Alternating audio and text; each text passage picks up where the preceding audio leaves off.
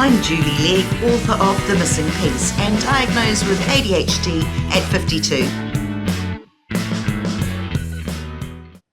Welcome to ADH Difference. In this episode, I chat with Julio Angel Rivera. He's a New York City writer, mental health advocate, and self-defense coach. The Brazilian Jiu-Jitsu, Judo, and Japanese Jiu-Jitsu black belt has also taught kickboxing and MMA.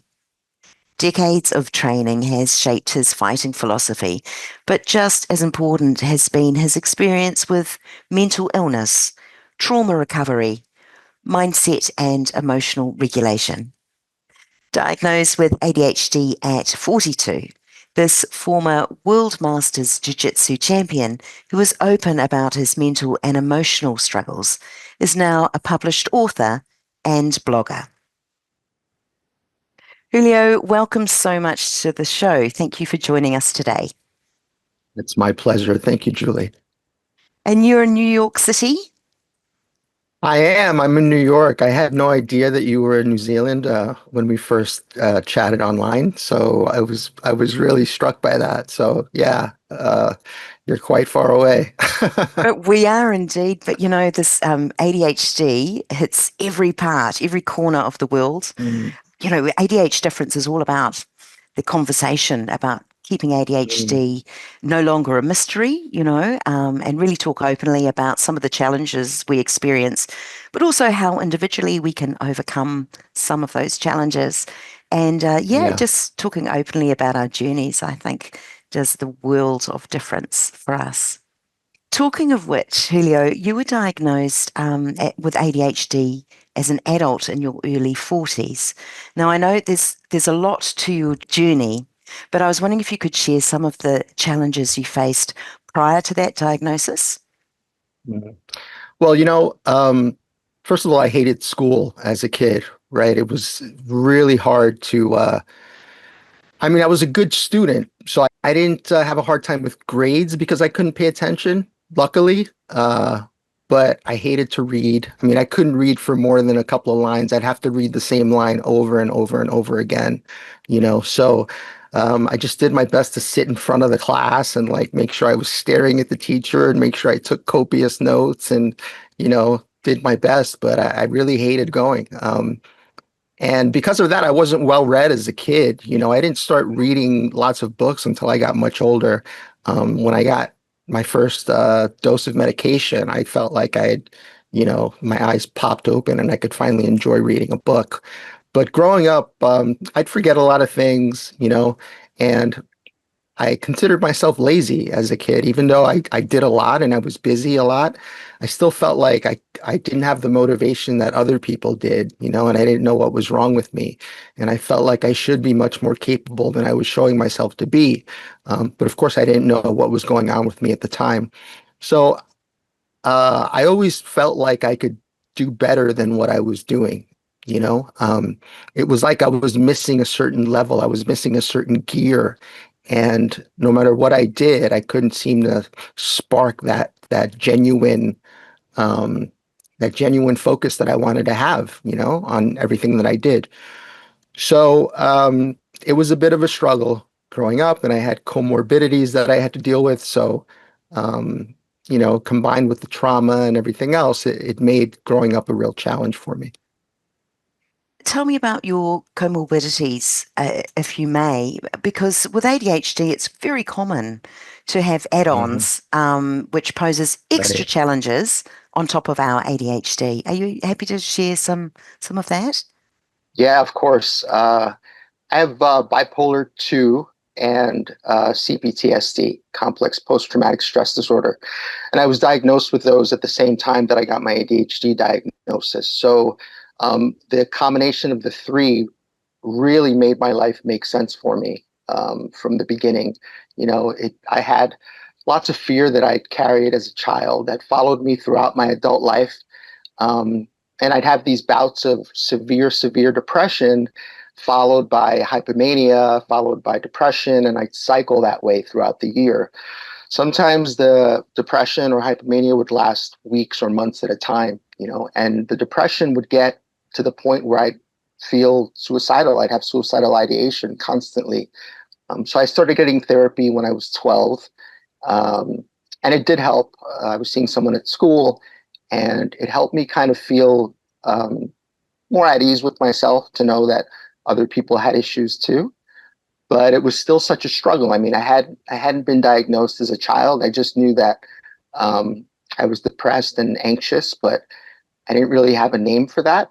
And I was ashamed of my anxiety because to me it was just fear. And I was from a place where showing that you were afraid was bad. I mean, you became a target if you were afraid.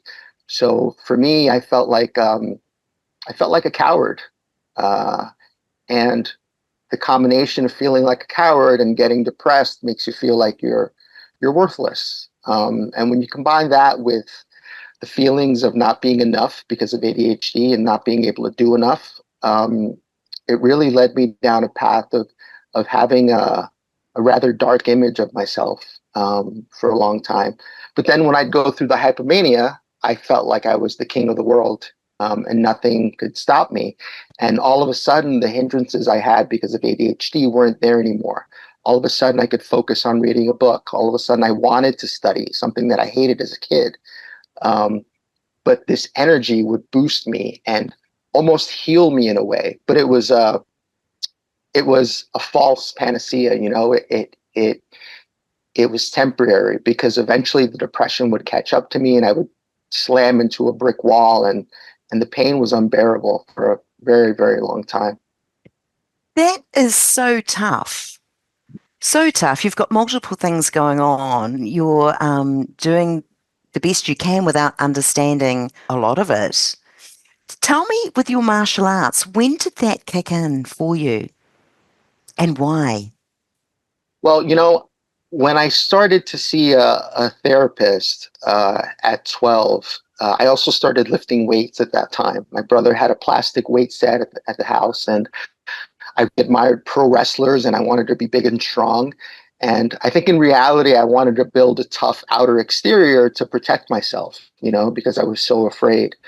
So I started lifting weights. And then at 14, I started competing in bodybuilding and winning competitions. And I Wow. was the youngest to win a bunch of different competitions. And I won the national championship as a teenager in bodybuilding. And I'd always wanted to do martial arts, but at the time when I was bodybuilding, I was much too large and I was cumbersome to move around with that much size. So when I was done competing in bodybuilding, when I was 23, I threw myself into martial arts full on. It just became an obsession. And eventually I ended up getting 3 black belts and opening my own academy and teaching a slew of students and having my own black belts that I promoted. Um, so that's when martial arts kind of took over. And I found that through my body, I could express things that I couldn't verbally. As much as I loved communicating with my words, there were some things that were locked inside that needed to be expressed physically. And first, bodybuilding did that for me. But then when I found martial arts and I could do this with a partner and experience the same kind of emotion and feeling with another partner, it really brought it to another level for me. And the camaraderie of martial arts really made a difference for me.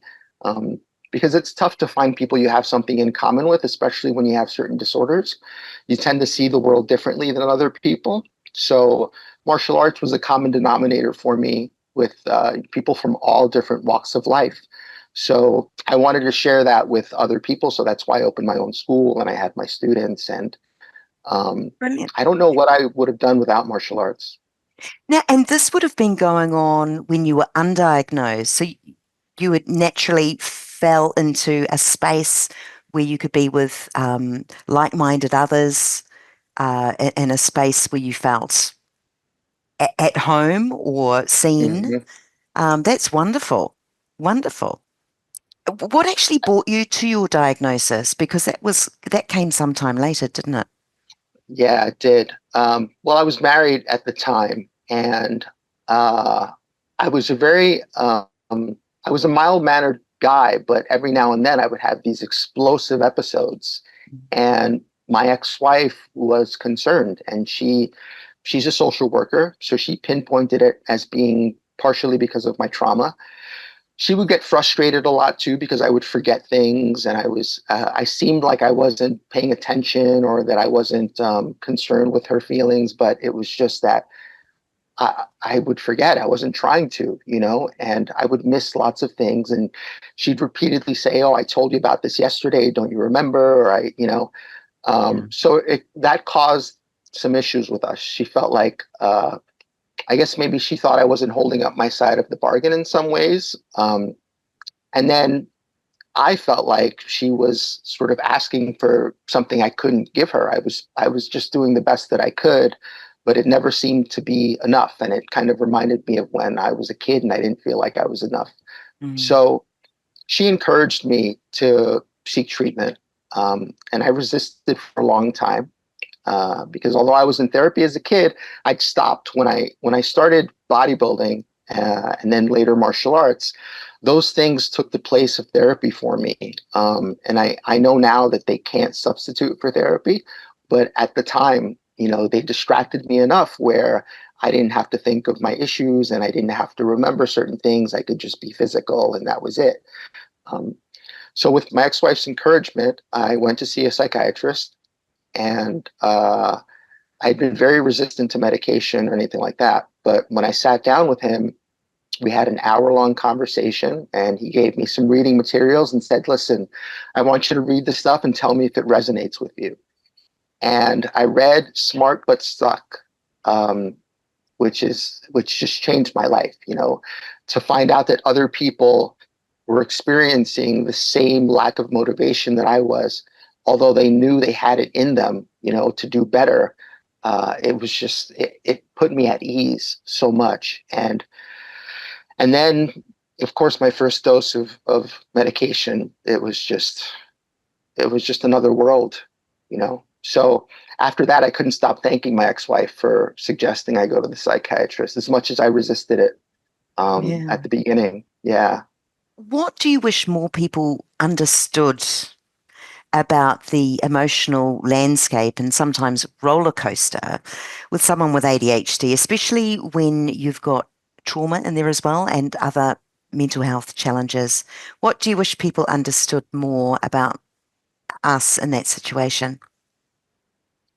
Well, that we're not just fidgety kids. There's much more to it, and Mm. we're not lazy, and we don't. It's not that we don't care about life or about doing our chores or anything that we need to do.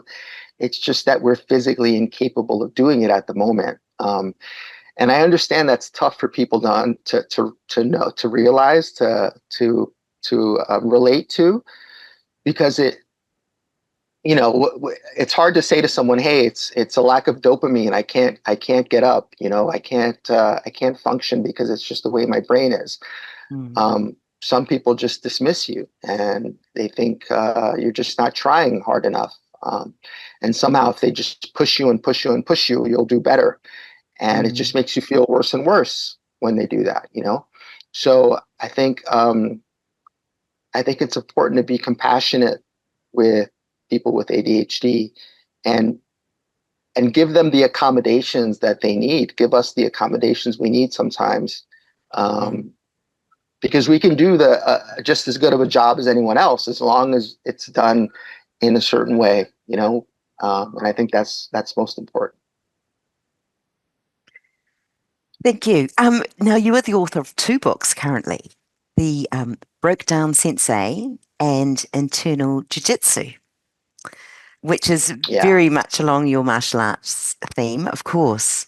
Um, why did you write those books, and what do you hope readers will take away from your work?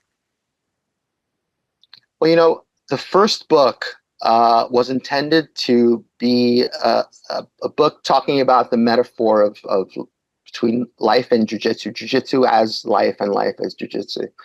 And as I started to write, I was in a hypomanic stage, and I had just gotten divorced, and I started just scribbling notes in a notebook. And I wrote the first draft of my first book by hand, but I purposely wrote it in handwriting that I couldn't read so that I wouldn't go back. and read anything. I wanted to just let out all this emotion in the first draft and then attack it, where I could actually read, where I actually read it. So I didn't start typing till the second draft, and because I wasn't medicated at the time, I during hypomania, you think you're cured. So oftentimes people will stop their medication when they're hypomanic, and that's what I did. I thought I was cured. So I fell into a deep depression eventually, and but I was cycling between hypomania and depression. So from one day to the next, my writing would be, I would be talking about how great life was and how, it was all rainbows. And then the next day, it was nothing is worth it. Life was not worth living. But Mm. I wanted to, once I realized what was happening and what I was writing, I kind of let myself go and said, you know what, I'm going to be as raw and as real as possible because I need to do this right now, whatever happens, And so I continued writing, and before I knew it, I had 500 pages chronicling what it's like to cycle in bipolar 2, which wasn't what I was expecting to write. So when I got the chance to publish a second book and I got contacted by a publisher, I knew that I wanted to write the book that I originally intended. Um, something that people could go to again and again, something that talked about jujitsu and mental health and how we can navigate mental health using jujitsu principles and using the idea of giving way rather than resisting. Um, and I felt like, and I still feel that mental health is the absolute most important issue there is in the world and the most important thing that we can deal with and address. So I wanted to share my experiences with people because I knew how lonely it could be to have ADHD or to have bipolar or to have, trauma that you've experienced and live in this sort of shell that you want to break through so badly, but you feel like you're, in many cases embarrassed about your condition and you don't want to speak up. So as someone who was seen as strong and physically capable, I wanted to come out and say, hey, look, I go through these things. I feel like I'm lazy. I feel like I'm not doing enough.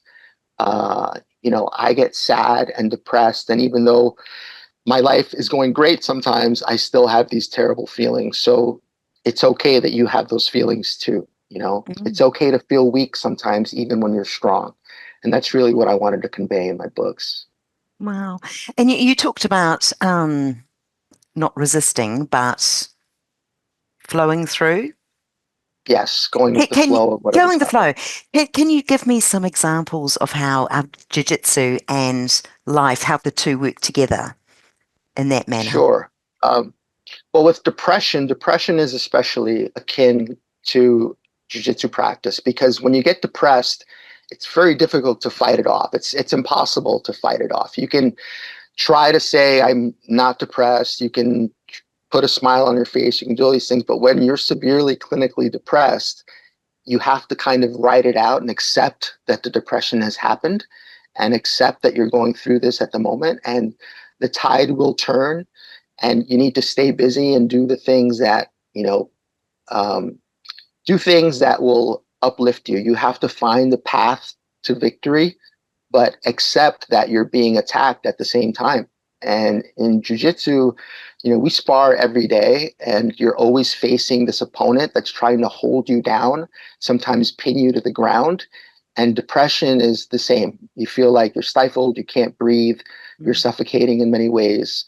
So, um, depression, when I feel the most depressed, is when I'm reminded most of the lessons I've learned on the mat. I've learned that just by moving in an inch this way or a quarter of an inch that way, you can escape if you move correctly. And it's not about brute force. If someone is holding me down, it's not about me pushing them away. It's about me finding the right angle to escape. And in life, when we're faced with obstacles, sometimes we try to just blow through them. But sometimes it's important to understand that we can also climb over. We can go around it. There are many other ways besides slamming our way through a brick wall. And to me, that's something that I didn't really assimilate until I was a black belt because I always fought things and I always resisted everything that was happening. If something would go wrong, I would freak out, or I would yell, or I'd get angry, or and I can honestly say I can't remember the last time I got really really angry. Of course, I get angry like anyone else, but I don't blow my top anymore. I whatever's happening, I face it and then I look for a solution. And I may get down a little bit over it, but I'm not going to deny that it's happened because there's no solution in that. And that's how jujitsu relates to life. Wow. And you're a mental health advocate now, rather than full on into your martial arts. Is that correct? Yeah, I through my writing in particular, I've had so many people contact me, and I've been lucky enough to be able to talk some people through some issues and help some people and just be a shoulder to cry on sometimes, or just an ear to listen. And I think being open about what I've gone through, some people are surprised about it, and some people feel liberated by seeing that I've spoken up. And, I've gotten so many great messages from people that have said, thank you for being so open and being so honest and being so raw. And, your articles resonate so much with me. And it's a blessing. And I'm able to do these workshops as well, where I combine self-defense and mindfulness and compassion and self-awareness and so many elements that I think are important to make us feel empowered in life, both physically, mentally, and emotionally as well. So I think I'm doing what I can now to talk to as many people as I can. And the medium that I found to do that is through my writing. It used to be my students at my martial arts academy. I used to have these sort of mat therapy sessions where after training we would all kind of sit around and talk about what our issues were and try to help each other resolve them. Or someone would come to me in private and, again, I would just lend an ear. And if they needed advice, I'd give it to them, but I wouldn't just offer it up or throw advice at them and say this is what you should do. And I think it's most important when you're listening to someone to not be judgmental, and that's what I think I provided for my students and for my readers as well. I think that that they know that I'm someone that's not gonna judge them if they reach out to me, and I'm honored by that. Sometimes it takes that. People need to see the vulnerable side of someone who appears so strong and together. If they can actually, really tap into that vulnerability and they feel safer to acknowledge their own challenges and nod and go, yeah, that's a bit of me too. So I take my hat off for you for being just so open. And what a beautiful environment with combining martial arts, mindfulness, and on the mat therapy in a different kind of a way. Julio, you also do private coaching. Can you tell me more about that? Sure. Most of my clients are from the business world. And I love working with them because they're people that have probably never, well, not probably, definitely never gotten into a fight in their life, and they usually come to me because they don't know what they would do if they got into an altercation. And they just want to feel more confident and more powerful and more self-aware. And I think, knowing that I'm not just building tough fighters, but I'm helping these people deal with life on an emotional level is so rewarding for me. I work with largely people in their 40s and 50s, so it's not like these tough guys, that are walking the streets looking for fights. And then when I see the difference in people's lives and I see how much more confident they are and how they feel like they can protect themselves and their family, but they don't have to anymore because they don't have the need to get physical because they're no longer targets. They carry themselves differently. and life becomes easier for them, and they're able to flow with things better. And I love it. I love working with people, and I love working with my clients. I think that internal confidence, knowing that you are able to protect yourself, or yeah, or to defend yourself in a situation, whether it is used or not, must be very, it must be very good, good for the soul Yeah, to yeah. stand taller and Mhm. stride with more confidence. That sounds brilliant. Yeah, it gives you a certain amount of freedom too, because you can all of a sudden streets that you wouldn't go down before, you feel confident walking down that street. And in New York City, of course, we have the reputation for being a pretty tough town. Our subway system is a little bit scary sometimes, so it's just empowering for people to know that they can take care of themselves. Yeah, and of course, I like to touch a lot on mental health and wellness when I'm doing our training. So oftentimes the session will turn into sort of a quasi therapy session while we're working out, which I love because I get to explore my feelings as well. And I really get to relate to my clients in a different way. So it's been fantastic for me. You also spoke about mindfulness as part of the training that you do, all combined, and with your martial arts as well. Can you talk about a really good mindfulness tip for us ADHDers? Wow. There's so much. Um, you know, it's so critical to be aware of everything that you do, not just superficially, but why you do things, why certain things make you react a certain way, um, why you're taken back to another time in your life when someone's presents a certain trigger to you. Mm. If we don't understand our own triggers as well as other people's, we won't be able to diffuse potentially violent situations. Um, and if you have some compassion for the person that's being aggressive toward you, it's amazing how you can turn the situation around. So just knowing what you're feeling and why you're feeling it in that moment, being really genuinely aware of what you're feeling, when someone confronts you, and not jumping into attacking them right away, but taking that pause. And in martial arts, that moment of the pause is when you're judging your partner's reaction, and it's the same in a confrontation. You need to take a moment, and that moment becomes shorter and shorter the more you practice being aware and being mindful. And then all of a sudden it becomes instantaneous, and you're able to communicate what you're feeling genuinely in that moment, not in the past. So martial arts is a big part of your life, but writing is too. So you've got your books, and I'll put the links in the show notes to where we can find them on Amazon and the rest. But also, you're a blogger too. Can you tell us a bit about your blogging? Sure. I write mostly about mental health as well. Uh, I write on Medium and on Substack and it's given me the opportunity to write every day. First of all, I think it's essential for a writer to get practice, so I'm able to put out as much material as I can grind out, and uh, and it's great practice for me, obviously.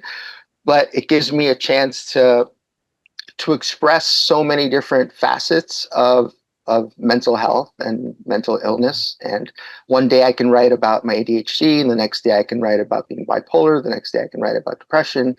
When I'm feeling good, I can write about recovery. I write the way I'm feeling. I never try to pretend that I have all the answers. If I feel at the moment that I don't have any answers, I'll Mm. say that.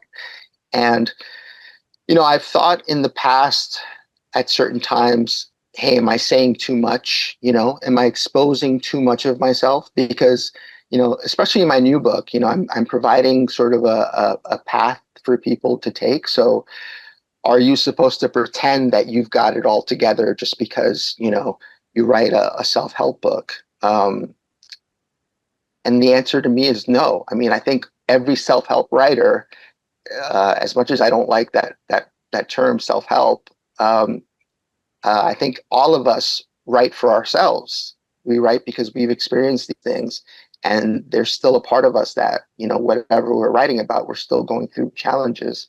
So, uh, yeah, I mean, the blogging is the um, constant expression of how I'm feeling, rather than, waiting 6 months for a book to come out. It's a painful wait, isn't it? That time between Yeah, finishing your final manuscript and getting it actually out there. yeah, So yeah. good to hear that you're still writing. Yeah, a lot, which is brilliant. And so, what other projects are in the pipeline for you coming up? Well, Internal Jiu-Jitsu just came out in May, so we're promoting that very heavily. We've got a launch party coming up in a couple of weeks. I'm doing sort of a Jiu-Jitsu rave launch party, which I think is going to be a lot of fun. So we'll have people actually practicing Jiu-Jitsu in the center while the party's going on around them. So I'm very excited about that. That'll be a fun night. And thinking about the next book already. I need to start sort of deciding what I'm going to write about next, because I have a good friend, Josh James, who's a writer, who tells me always have your next idea ready to go. So thankfully I've got lots of material, and I've been thinking that I may take some of my articles and put them into a collection. Um, Either about ADHD in particular, because I've written so many about ADHD, or about bipolar. Um, so that's something that I'm really thinking about, perhaps putting together 20 of my essays as a collection. That sounds brilliant. Well, you've certainly gone through a heck of a lot in your short life so far. Mm, And I'm really glad to see, and I think understanding your brain, and this is maybe the importance of a diagnosis, what you may have struggled through or inadvertently found strategies aren't always the best strategies, are they, when you don't know what you're mhm. actually dealing with. So I'm Yeah, so very, very pleased for you, and you seem to be in a beautiful space for being an advocate. And I'm sure our listeners today and also the readers of your book will really appreciate the openness and rawness that you have in sharing your mental health challenges. That's brilliant. thank you. So, thank you so, so much for joining us today. And I look forward to hearing your name and reading more about you in future. Thank you, Julie. It was my pleasure. Thanks for having me. Welcome.